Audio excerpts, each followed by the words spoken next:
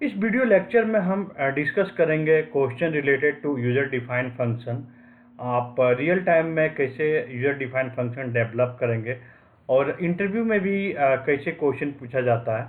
तो सबसे पहला क्वेश्चन है कि develop a user defined function to maintain the first name and last name of the first letter as capital and remaining as a small.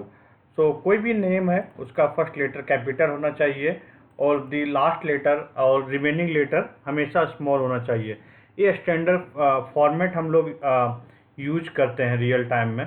तो जब भी कभी डेटा इंटर्ड होता है एप्लीकेशन पे तो यूज़र हमेशा मेंटेन नहीं करता है, तो बैकएंड में हम लोग एक फंक्शन को रन करा के उसको मेंटेन करवा सकते हैं, चाहे वो रिपोर्ट में भी आपको कंसिस्टेंट बनाना है।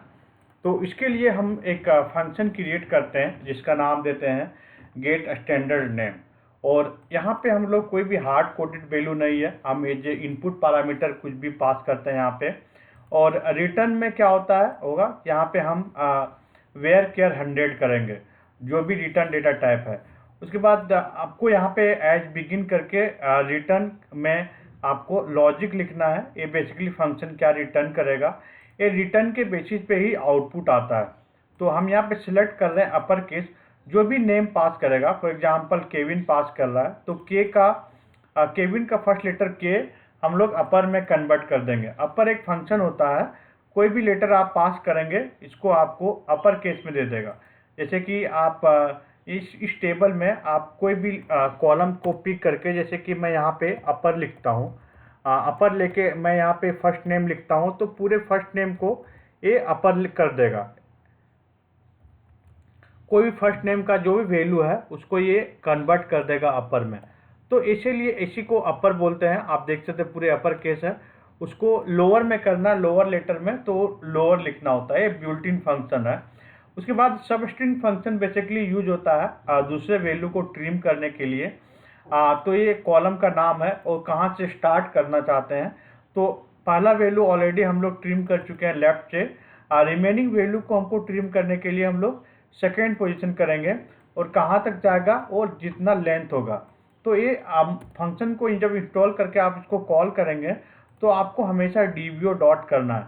तो मैं यहाँ पे फर्स्ट नेम लेके लास्ट नेम लेके आपको डिम कस्टमर टेबल से मैं कॉल करके दिखाता हूँ। तो आप यहाँ पे देखेंगे जितने भी यहाँ पे जॉन का जो है डेटा है, आप यहाँ पे स्मॉल रहेगा तो आपको यहाँ पे दिखाएगा कैपिटल में। तो इसको मैं थोड़ा रिक्रिएट करता हूँ सिचुएशन। मैं आपको थोड़ा डेटा अपडेट करके सेम टेबल में बताता हूँ। मैं यहाँ पे कुछ टेबल को डेटा को अपडेट कर देते हैं, जैसे 1 to 10 तक। तो अभी आप यहाँ पे देखेंगे इस कोड को अगेन रन करेंगे तो आपको फर्स्ट नेम में आपको दिखेगा डीम। यहाँ पे हम लोग डीम कस्टमर अपडेट कर रहे हैं, सॉरी डीम एम्प्लॉय यहाँ पे अपडेट किया हुआ है। तो आप डीम एम्प्लॉय का एग्जांपल लेके देख सकते हैं। तो डीम एम्प्लॉय में आप जाके यहाँ पे देखेंगे तो इसका आपको फर्स्ट नेम स्मॉल लेटर में है, बट यहाँ पे देखिए मेंटेन करके दिखा रहा है। वैसे ही लास्ट नेम को आपको यहाँ पे स्मॉल लेटर में है तो यहाँ लास्ट नेम का फर्स्ट लेटर मेंटेन करके दिखा रहा है। तो ऐसे हम लोग रिक्वायरमेंट को अचीव करते हैं। नेक्स्ट क्वेश्चन है right a user defined function to display a new email address with a combination of first letter of first name and the last name. Like for example, my name is Mukesh Pandey, तो आपको email address जो दिखाना हो mpandey@gmail.com दिखाना है।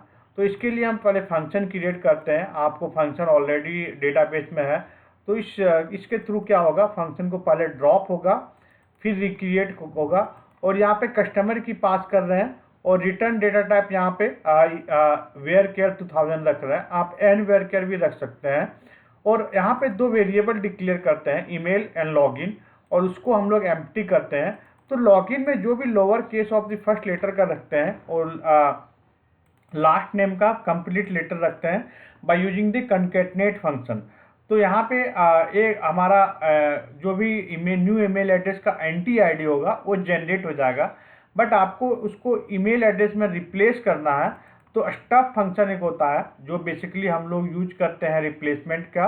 तो stuff function में हम लोग के यहाँ पे कॉलम नेम देते हैं और स्टार्टिंग पोजीशन और कितने लेटर को आपको रिप्लेस करना है, तो हम लोग at the rate by using the care index से फिगर आउट करते हैं, और कौन सा वैल्यू से रिप्लेस करना है, तो जो भी वैल्यू यहाँ पे आया हुआ है वो वैल्यू से रिप्लेस होगा। तो ये इंस्टॉल करने के बाद आप यहाँ पे रन करके देखेंगे ये फंक्शन को, तो आप देखेंगे कि ये combination of the new email address यहाँ पे देख सकते हैं jang@adventurework.com जो जॉन 24 है। अब आप अपडेट स्टेटमेंट चला के ये फंक्शन को आप अपडेट कर सकते हैं। तो ऐसे ही हम लोग रियल टाइम में भी कर सकते हैं, कोई भी ईमेल एड्रेस को ऐसे अपडेट करेंगे। So thank you so much. हम लोग फिर से मिलते हैं नेक्स्ट वीडियो में कुछ इंटरेस्टिंग क्वेश्चन के साथ। Thank you.